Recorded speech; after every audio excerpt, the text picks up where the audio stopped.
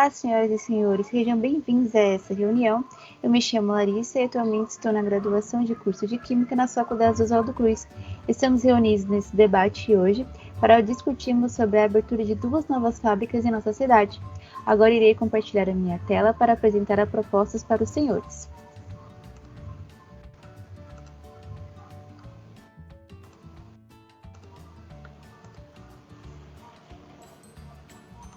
De início, acho importante ressaltar o que essas 2 novas fábricas podem fazer pela nossa cidade. A primeira fábrica seria de baterias automotivas. Os pontos importantes seriam a abertura de 150 vagas de emprego em nível médio, técnico e superior. Essa fábrica teria visibilidade de multinacionais como fábricas de carro, gerando ainda mais empregos e chamando a atenção para a nossa cidade. Consequentemente, trazer melhorias na infraestrutura, porque alavancaria a economia da região. Os resíduos produzidos por essa fábrica seriam reciclados durante o processo, exceto o ácido sulfúrico. Deixei evidente o ácido sulfúrico porque ele é um produto extremamente tóxico e corrosivo. Se ele for despejado dentro do rio, ele pode causar queimaduras severas à pele, cegueira e até mesmo levar a óbito, mesmo em uma concentração muito baixa. A segunda fábrica seria um centro de reciclagem de papel. Os pontos importantes dessa fábrica seria a abertura de 100 novas vagas de emprego, nível médio e técnico, a questão da sustentabilidade, porque o papel é utilizado em quase todas as atividades dos seres humanos, as melhorias na economia, assim como na fábrica 1, a economia seria alavancada e novas empresas poderiam chegar na nossa região, e os resíduos seriam reciclados durante o processo também, exceto o hidróxido de sódio, que, mais uma vez, é importante ser ressaltado porque ele é um produto químico extremamente forte que também pode causar queimaduras, alergias, dermatites e também pode levar a óbito e até a cegueira. Agora, senhores, que as 2 propostas foram apresentadas, irei abrir o chat de perguntas e respostas para que o senhor tire dúvidas sobre essas 2 fábricas. Podem iniciar as perguntas. Vereador número 1. Além dos empregos a serem gerados diretamente por essas empresas, qual é o potencial de geração de empregos indiretos na cidade e atividades relacionadas a essas empresas? Bom, vereador, podemos citar como geração de empregos indiretos o comércio e prestação de serviços locais. Quando as empresas se instalarem em nossa cidade, seus funcionários irão consumir supermercados, lojas de vestuários e serviços diretos, como restaurantes, comunicação, lazer e saúde. Há também a possibilidade de expansão da cidade com novas obras de infraestrutura, como foi citado na apresentação anterior, o que pode gerar ainda mais empregos indiretos para a nossa cidade e é uma ótima oportunidade de crescimento econômico. Temos mais alguma pergunta? Vereador número 2. Quais seriam os potenciais prejuízos ambientais, tanto para o rio como para o meio ambiente ao seu redor, se por acaso algum desses resíduos for despejados no rio sem nenhum tratamento prévio? Além do prejuízo que cada resíduo pode causar separadamente, existem perigos potencialmente maiores se esses resíduos se misturarem na água do rio e reagirem entre si, gerando outros compostos? Bom, vereador número 2. Há vários métodos para o tratamento de resíduos gerados pelas mesmas, como o processo de neutralização, que será feito nesse caso. O resíduo gerado por essas atividades será tratado e não haverá nenhum prejuízo à vida, nem ao meio ambiente ao seu redor. E apenas para de conhecimento geral, os produtos dessa reação de neutralização de ácido sulfúrico e hidróxido de sódio seriam água e sulfato de sódio. Mesmo o sulfato de sódio sendo um produto que causaria risco à saúde, ele seria tratado e transformado em giz para as escolas e gesso para hospitais. Vereador número 3. Considerando que a legislação ambiental vigente ordena que efluentes industriais tenham um pH na faixa de 6,8 a 7,2, antes de serem despejados no rio, qual será o pH da solução de resíduo industrial para cada planta da companhia? Vereador número 3. De acordo com os cálculos estequiométricos feitos por nós, o pH dos resíduos gerados pelas empresas 1 e 2 serão respectivamente 1,4 meio ácido e 12,8 meio básico. Porém, vale ressaltar de que esses resíduos serão coletados e poderão ser vendidos a outras empresas, para serem reagidos com outros componentes e produzirem produtos terceiros. Essa ação poderá aumentar a receita da empresa, não contaminará o rio e nem ao redor, e não terá problema com a legislação vigente, pois o resíduo será retido e vendido. Bom, partindo para a próxima pergunta, que é do vereador número 4, sabemos que o meio de alterar o pH de uma amostra é diluí-la em água neutra. Quanto de água neutra seria preciso adicionar em cada volume diário de resíduo industrial para que esse resíduo se adeque ao pH aceitável pela legislação? Seria razoável dizer que o resíduo for descartado no rio sem nenhum tratamento prévio, ainda assim não teremos problemas, pois o resíduo irá se diluir na água neutra do rio e não causará nenhum problema para a beira do rio e nem ao seu redor. Bom, vereador número 4, vamos tomar como exemplo o rio Tietê, que produz 1.000 litros de água por hora e possui uma extensão de 110 quilômetros. Seria necessário 13.000 litros de água para deixar o resíduo de ácido sulfúrico com pH aceitável pela legislação, que é de 6,8, e mais de 40.000 litros de água para deixar o resíduo de hidróxido de sódio com pH 6,8 também. Algo que é bom na prática e também seria mais fácil para nossa situação, mas levaria horas para o ácido sulfúrico se diluir por completo na água e dias para o hidróxido de sódio fica imperceptível.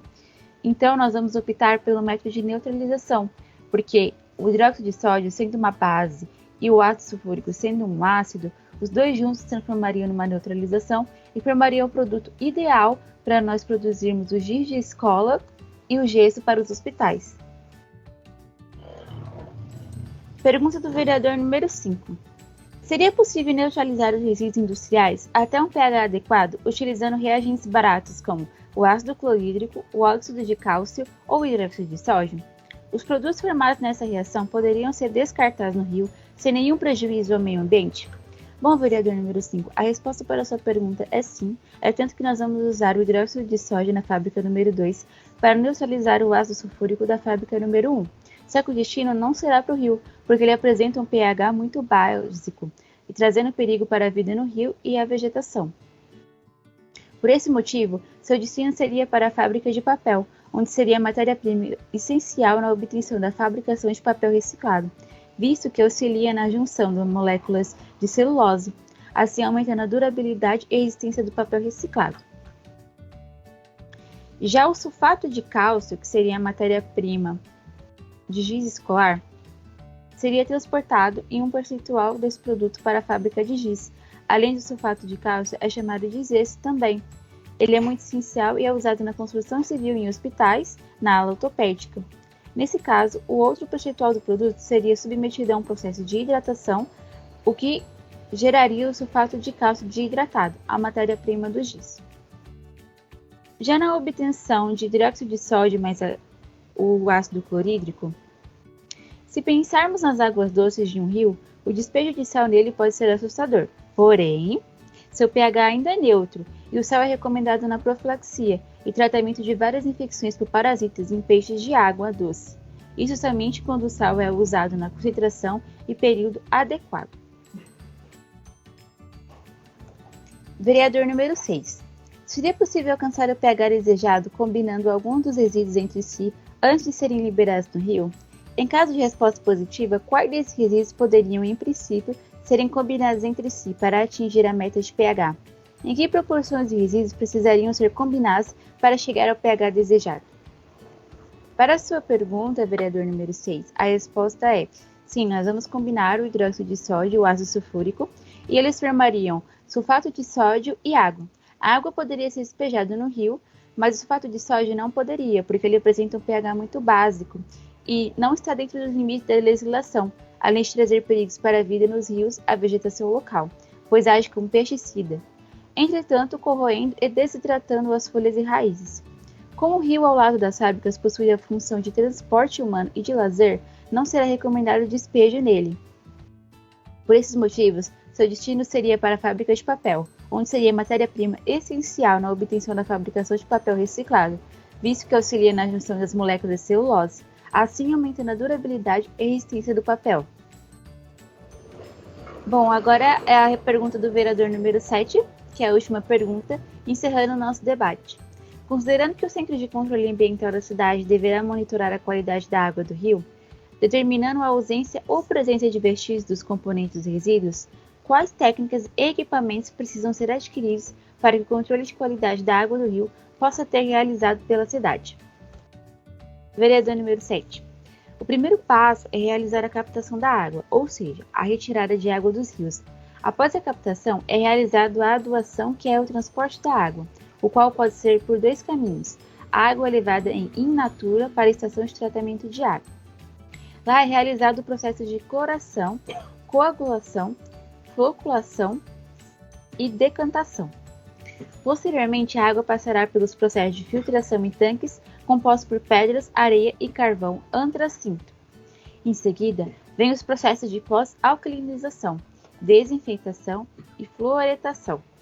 A aplicação desses compostos na água de abastecimento público contribui para a redução de incidência de cárie dentária em até 60%, se as crianças ingerirem, desde seu nascimento, quantidades adequadas de íon de fluoreto. A água também passará por séries de testes que incluem pH, turbidez, quantidade de cloro, temperatura, alcalinidade, metais e cor para enfim chegar ao usuário. O medidor de pH seria utilizado para medir o pH e os níveis de consumo seriam entre 6 e 9,5. Outro parâmetro importante seria analisar a quantidade de cloro, que seria feita pelo fotômetro.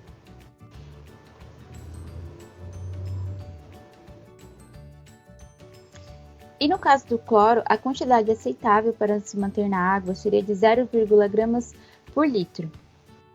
Já o turbidímetro é o aparelho que mede a turbidez da água, ou seja, a resistência da água à passagem de luz. Esse equipamento analisa a concentração das partículas e garante a pureza ou não de determinado produto. O valor máximo de turbidez na água, essencial para o consumo, é de 5,0 NTU. Bom, vereadores, assim nós encerramos o nosso debate. Nós, químicos, concluímos que sim, a abertura das fábricas deve ser feita porque ela contribui tanto para a economia da região quanto para o mundo, pois o papel é utilizado em todas as atividades. Os produtos formados na neutralização do ácido sulfúrico e do hidróxido de sódio seria o sulfato de sódio. Ele seria devolvido para a fábrica número 2, onde seria matéria-prima para a obtenção também da reciclagem de papel, aumentando a durabilidade da resistência do papel. Assim eu me despeço dos senhores. Até logo!